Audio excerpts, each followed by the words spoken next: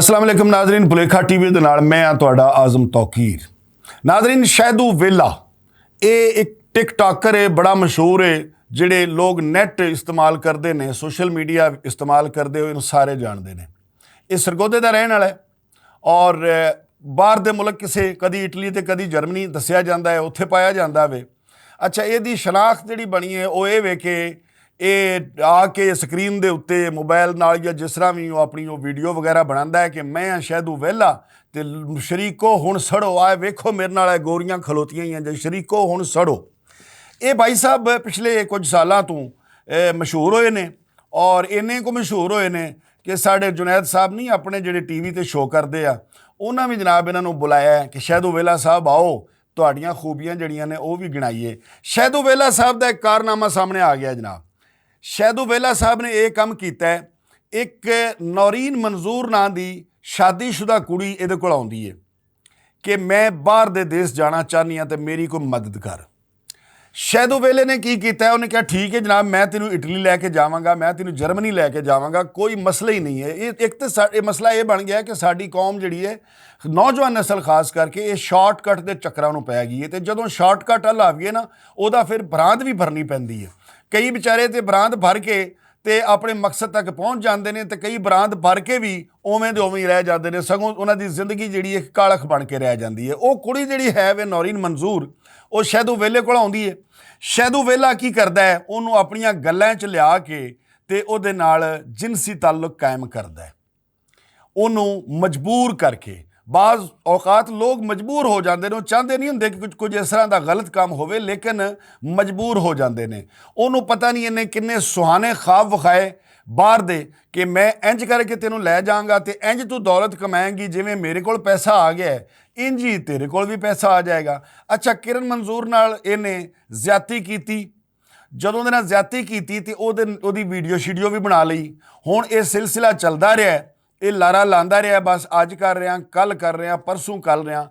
ਜਦੋਂ ਉਹ ਔਰ ਮੁਸਲਸਲ ਉਹਨੂੰ ਜ਼ਿਆਦਤੀ ਦਾ ਨਿਸ਼ਾਨਾ ਬਣਾਉਂਦਾ ਰਿਹਾ। ਉਹ ਵੀਡੀਓ ਇਹਨੇ ਆਪਣੇ ਭਰਾ ਜਿਹਦਾ ਨਾਂ ਜਾਫਰ ਅਬਾਸ ਦੱਸਿਆ ਜਾ ਰਿਹਾ, ਉਹਦੇ ਨਾਲ ਵੀ ਸ਼ੇਅਰ ਕੀਤੀ। ਉਹਨੇ ਕਿਹਾ ਇਸ ਬਹਿਤੀ ਗੰਗਾ ਜਿਹੜੀ ਇਹਦੇ ਵਿੱਚ ਮੈਂ ਕਿਉਂ ਨਾ ਨਹਾਵਾਂ, ਮੈਂ ਵੀ ਇਹਦੇ 'ਚ ਗੋਤੇ 2-4 ਲਾ ਲਿਆ। ਉਹਨੇ ਉਸ ਵਿਚਾਰੀ ਮਜਬੂਰ ਕੁੜੀ ਨੂੰ ਉਹ ਵੀਡੀਓ ਵਿਖਾ ਕੇ ਕਿ ਇਹ ਤੇਰੀ ਵੀਡੀਓ ਮੇਰੇ ਭਰਾ ਨਾਲ ਬਣੀ ਹੋਈ ਹੈ, ਹੁਣ ਮੈਂ ਦੱਸ ਇਹਨੂੰ ਵਾਇਰਲ ਕਰ ਦਿਆਂ। ਜੇ ਨਹੀਂ ਕਰਾਉਣਾ ਚਾਹੁੰਦੀ ਵਾਇਰਲ ਤੇ ਉਹੋ ਹੀ ਕੰਮ ਜਿਹੜਾ ਮੇਰੇ ਭਰਾ ਨਾਲ ਉਹੀ ਮੇਰੇ ਨਾਲ। ਖੈਰ, ਜਾਫਰ ਅਬਾਸ ਨੇ ਵੀ ਉਸ ਕੁੜੀ ਵਿਚਾਰੀ ਨੂੰ ਜ਼ਿਆਦਤੀ ਦਾ ਨਿਸ਼ਾਨਾ ਬਣਾਇਆ। ਨਾ ਸਿਰਫ ਜ਼ਿਆਦਤੀ ਦਾ ਨਿਸ਼ਾਨਾ ਬਣਾਇਆ, ਬਲਕਿ ਇੱਕ ਹੋਰ ਕੰਮ ਕੀਤਾ। ਉਹਨੂੰ ਕਿਹਾ ਅਸੀਂ ਵੀਡੀਓ ਡਿਲੀਟ ਕਰ ਦਿੰਦੇ ਹਾਂ, 1 ਲੱਖ ਰੁਪਈਏ ਦਾ ਇੰਤਜ਼ਾਮ ਕਰ ਲੈ। ਉਸ ਕੁੜੀ ਦੇ ਬਕੌਲ ਕਿ 1 ਲੱਖ ਰੁਪਈਆ ਵੀ ਮੈਂ ਦਿੱਤਾ ਹੈ, ਲੇਕਿਨ ਉਹ ਵੀਡੀਓ ਜਿਹੜੀ ਹੈ ਉਹ ਡਿਲੀਟ ਨਹੀਂ ਹੋਈ ਔਰ ਉਂਝ ਹੀ ਮੇਰੇ ਨਾਲ ਮੂੰਹ ਕਾਲਾ ਕਰਦੇ ਰਹੇ ਨੇ। ਜਦੋਂ ਇਹ ਗੱਲ ਹੋ ਜਾਂਦੀ ਹੈ ਓਪਨ ਹੋਣ ਤੋਂ ਬਾਅਦ ਉਹ ਕੁੜੀ ਜਿਹੜੀ ਹੈ ਕਿਰਨ ਮਨਜ਼ੂਰ, ਉਹਦਾ ਬੰਦਾ ਯਾਨੀ ਉਹਦਾ ਸ਼ੌਹਰ ਉਹਨੂੰ ਤਲਾਕ ਦੇ ਦਿੰਦਾ ਹੈ। ਤਲਾਕ ਦੇ ਕੇ ਤੇ ਉਹਨੂੰ ਘਰੋਂ ਕੱਢ ਦਿੰਦਾ ਹੈ। ਤੇ ਜਦੋਂ ਘਰੋਂ ਨਿਕਲੀ ਜਾਂਦੀ ਹੈ ਤੇ ਜਾਂਦੀ ਹੈ ਪੇਕਿਆਂ ਤੇ।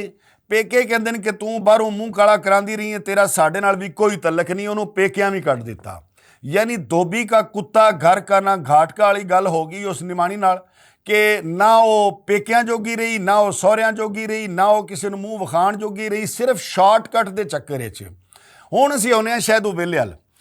ਅੱਛਾ, ਇੱਕ ਤਾਂ ਇਹ ਹੋਇਆ ਜਨਾਬ ਲਈ, ਜਦੋਂ ਇਹ ਵਕੂਆ ਹੋ ਜਾਂਦਾ ਹੈ ਔਰ ਵਾਇਰਲ ਹੋ ਜਾਂਦਾ ਹੈ, ਬਾਹਰ ਗੱਲ ਨਿਕਲ ਆਉਂਦੀ ਹੈ। ਇਹ ਸਾਰਾ ਹੋਣ ਤੋਂ ਬਾਅਦ ਥਾਣਾ ਸੈਟਲਾਈਟ ਟਾਊਨ ਦੇ ਵਿੱਚ ਸ਼ੈਦੂ ਵੇਲੇ ਤੇ ਉਹਦੇ ਭਰਾ ਦੇ ਖਿਲਾਫ ਮੁਕੱਦਮਾ ਦਰਜ ਹੋ ਜਾਂਦਾ ਹੈ। ਮੁਕੱਦਮਾ ਦਰਜ ਹੋ ਚੁੱਕਿਆ। ਹੁਣ ਆਉਂਦੇ ਹਾਂ ਸ਼ੈਦੂ ਵੇਲੇ ਵੱਲ। ਸ਼ੈਦੂ ਵੇਲੇ ਦੀ ਕੀ ਸ਼ੋਹਰਤ ਹੈ, ਮੈਂ ਬੜਾ ਹੈਰਾਨ ਹਾਂ। ਜਿਹੜੇ ਲੋਕ ਇਸ ਤਰ੍ਹਾਂ ਦੇ ਲੋਕਾਂ ਨੂੰ ਮਿਲਦੇ ਨੇ ਔਰ ਉਹਨਾਂ ਨੂੰ ਪਰਸਨੈਲਿਟੀ ਸਮਝ ਪੈਂਦੇ ਨੇ, ਮੈਂ ਬੜਾ ਹੈਰਾਨ ਹਾਂ ਬਈ ਕੀ ਉਹਨੇ ਕੀਤਾ ਕੀ ਹੈ ਐਸਾ। ਇਹਦਾ ਮਤਲਬ ਤਾਂ ਇਹ ਹੋਇਆ ਕਿ ਜਿਹਦੇ ਕੋਲ ਹੀ ਕੋਈ ਚਵਾਨੀ ਆ ਜਾਏ, ਜਿਹੜਾ ਕੋਈ ਗੰਦ ਮੰਦ ਕਰਕੇ ਸੋਸ਼ਲ ਮੀਡੀਆ ਦੇ ਉੱਤੇ ਨੰਗਿਆਂ ਹੋ ਕੇ ਵਿਖਾ ਕੇ ਪੈਸੇ ਕਮਾ ਲਵੇ ਤੇ ਫੇਮ ਪਾ ਲਵੇ, ਇਹਦਾ ਮਤਲਬ ਹੈ ਉਹੀ ਪਰਸਨੈਲਿਟੀ ਹੈ। ਨੌਜਵਾਨ ਨਸਲ ਖਾਸ ਕਰਕੇ ਉਹਨੂੰ ਬਚਣਾ ਚਾਹੀਦਾ ਵੇ ਇੰਜ ਦੇ ਦਰਿੰਦਿਆਂ ਕੋਲੋਂ, ਜਿਨ੍ਹਾਂ ਮੁਖਤਲਿਫ ਕਿਸਮ ਦੇ ਨਕਾਬ ਓੜੇ ਹੋਏ ਨੇ ਔਰ ਉਸ ਨਕਾਬ ਦੇ ਵਿੱਚ ਇੰਜ ਦੇ ਜਿਨਸੀ ਬਿੱਲੇ ਛੁਪੇ ਹੋਏ ਨੇ, ਜਿਹੜੇ ਨਾ ਸਿਰਫ ਤੁਹਾਡੀ ਦੌਲਤ, ਤੁਹਾਡਾ ਹੁਸਨ, ਤੁਹਾਡੀ ਜਵਾਨੀ, ਹਰ ਚੀਜ਼ ਨੂੰ ਨੋਚ ਕੇ ਖਾ ਜਾਂਦੇ ਨੇ।